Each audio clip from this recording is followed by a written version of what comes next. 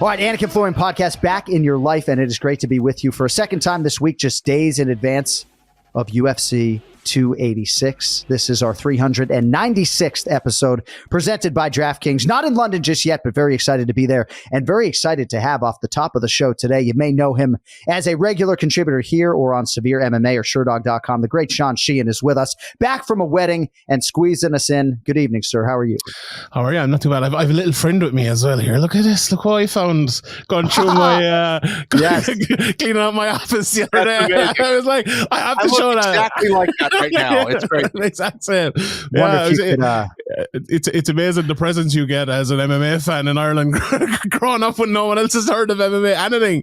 They see UFC, oh yeah, I'll buy that for Sean. Like keep him for like 6 months and give it to him for his birthday. You know, so I got Kenny for my birthday 1 year, so it was great. So if you're listening and not watching, was that a Kenny Florian action figure? Is that what that is? Yeah. Amazing. Fully movable. Look at the sharp. Look at that widow's peak. That's phenomenal. We'll have to talk off the air about how much you might be willing to sell that to me for, but that's a conversation for another day. Hey, so I heard you talking to our producer backstage before the start of the show about Christian Leroy Duncan, who makes his UFC debut this weekend. So might as well pick your brain on him, former Cage Warriors champion, a lot of potential. Your thoughts on him coming into the big show this weekend, my brother? I was doing a podcast with someone recently, you know, a fellow person who kind of covers the UK, Irish, European scene. And I kind of asked the question, if you had to pick one person from the whole scene who you think could be a future UFC champion, who would it be?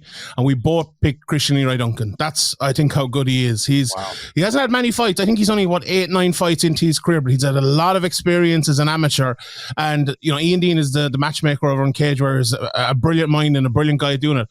And he's been giving him tougher test after tougher test. Some guys, you know, you have to go and you have to watch a lot of fights over in Poland or in Russia to see how good they are. You watch those fights, go, oh, this is going to be a tough test for Christian Leroy Duncan. And then he swallows them up in a round. That's the type of fighter he is. He's a phenom, really good athletically, good on the ground, good wrestling, but brilliant striking.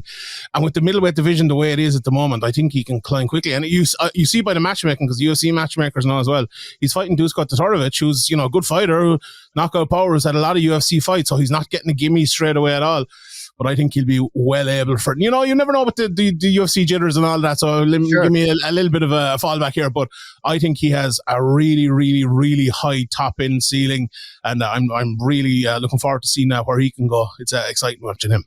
I love it. All right. So when we have you on, and we got to make it a monthly thing, I always feel like I'm chasing the clock, any number of different directions in which we can go. But I want to start with Merab Dvalishvili, if I could, because we're only a few days removed from his main event win over Petrie.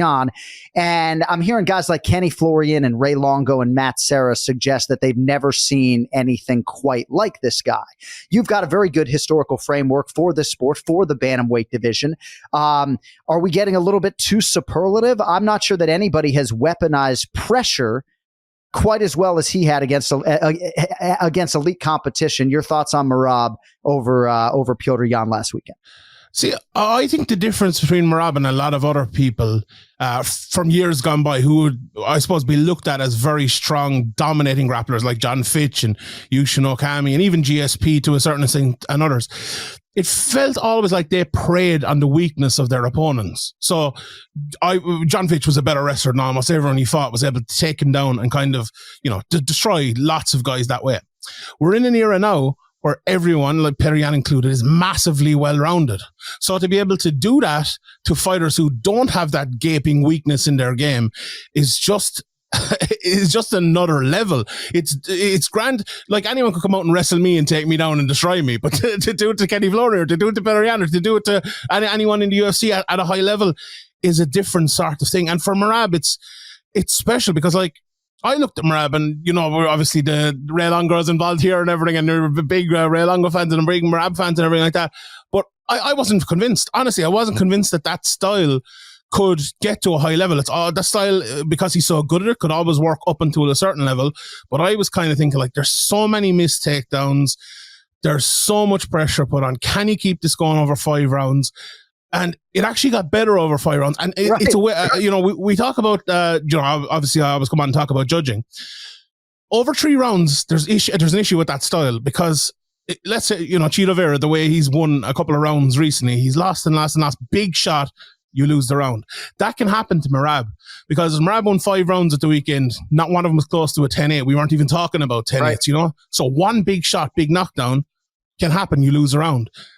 For that to happen twice in a 3-round fight is very possible. For that to happen 3 times in a 5-round fight or more is more unlikely, especially with the way you get to the latter half of the second round into the third round and you can no longer breathe, never mind punch him in the face, So his style works so much better. And the one thing is, and I kind of put it out there and people are taking it as a negative and it wasn't. Like, I think he broke the record. I'm pretty sure he did for the most missed takedowns in UFC history. Yeah, had to in the fight, he had to have.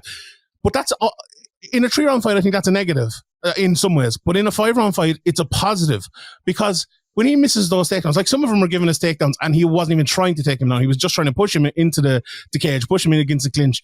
And you saw Longo got very, very easy instructions: takedown, strike, takedown. Like, you've 3 things to do, and the 2 of them are the same, and he just did that for 25 minutes non-stop. And if you can do that for 25 minutes non-stop against a high-level guy like that and just shut down their complete game, it makes you the most well-rounded fighter in the world because you can shut down every single part of another guy's game. And to do that to a guy who has... I assume we've all gone back and watched that Magomedov fight at this stage, the second one, where for 25 minutes, Jan just stopped every single takedown. He did it for most of this fight, especially early in the fight. And to still be able to beat him and end up kind of destroying him towards the end, it was phenomenal. So it's very different from the old school grapplers we had who were dominating guys who had issues. He's dominating a guy who has, okay, everyone has issues, but not the type of gaping holes that people in the past had. Sean, I want to rewind a little bit because we haven't talked to you since the last pay-per-view. What do you think of Jon Jones's performance, and where does he sit in the GOAT talk for you? Oh God, I got into this the other day, and I wished immediately I hadn't got into it. Look, in my opinion, there's 4 people in the conversation. One of them is up behind me there, Demetrius Johnson. The other is Jon Jones, Anderson Silva, and GSP. Those to me are the 4. A lot of people were getting onto me. Jose Aldo. I love Jose Aldo. If there was a 5th, he probably would be the 5th for me. But I think it's those 4, and we can argue who you think. I think Demetrius Johnson, because I think the greatest fighter of all time is the best fighter of all time, is the most skillful, and just for me, he is. But if you look at what Jon Jones has done, it's very hard to argue against him. Look, it's hard to argue against any of them, to be honest, and it's easy to argue for all of them because they're so good. But on his performance itself, do you know what? As a purely someone who loves to analyze fights and talk about fights and is a fan of the fights, it was a bit disappointing because we didn't see more, and especially I was there, 6:30 in the morning or whatever it was, and it felt like the fight was over before it was even over. They showed the reaction of John and the guys in the commentary, and they're all like kind of looking at each other like, what happened there? And we saw the replay and we saw what did happen, so that was fine, but it just felt like we were kind of robbed a little bit of seeing Jon Jones, if you get me, because like, if he goes in and fights Stipe, we still have those questions like, can Jon Jones produce at heavyweight over 25 minutes?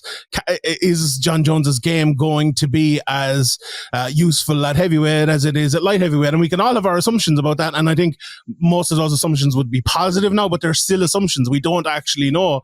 So for that to kind of be taken away was unfortunate, but still, Jones went in there. The only thing we really saw proven on that Saturday night was that Cyril Gagne's ground game is, very suspect, and Jon Jones took complete advantage of that. But you have to be that good to be able to take advantage of it. So he proved that in one way, but. You know what he did prove? That his next pay-per-view is going to be a massive seller, I think, because everyone's going to want to tune in to see Jon Jones fight again. So it's a little bit of a negative, I suppose, in that way. A positive for Jon Jones because he got the win, but a massive positive for Jon Jones because, like, if he manages to get there the next time for the big fight against Stipe, everyone will be absolutely dying to see what he looks like again because all those questions are still left unanswered. Severe MMA, Sean Sheehan with us here on the Anik and Florian podcast. How critical were you on your shows to Cyril Gane? Fairly critical, to be honest. It's very tough for me to sit here at home and go, that, how do you find yourself in that choke when you are that level of fighter? But also, like, you have to do that, I think. Like, you look at a fight where he fought Francis Ngannou and he got beaten in a similar sort of way to everything that came before the choke, right? He got taken down with a body lock over and over. If people might remember, Francis Ngannou didn't take him down once with like what you would call like a regular takedown. No double legs, no single legs. I think he got like 5-6 takedowns. One was when Gane kicked like above his head and Francis kind of slammed him. Oh yeah. All the rest were body lock, muscle takedowns, if you want to say it that way. And that's exactly what John Jones took him down with. I'm thinking to myself, like, what is going on here? Like, the first thing, like 2 minutes into a fight, you get taken out. Like, if you got taken out with a single leg or a double leg or something different, I could have said, okay, fair enough. But God almighty, when you're taken down by that, and then you get caught in a submission, John Jones completely takes off the submission, readjusts himself, goes back in, gets a submission again, and then you get tapped. I'm like, I'm not BJJ black belt or anything like that, but that doesn't look good. That is not good. And it looks worse upon the rewatch, honestly, when John bails on it and then with relative ease sinks it right back in.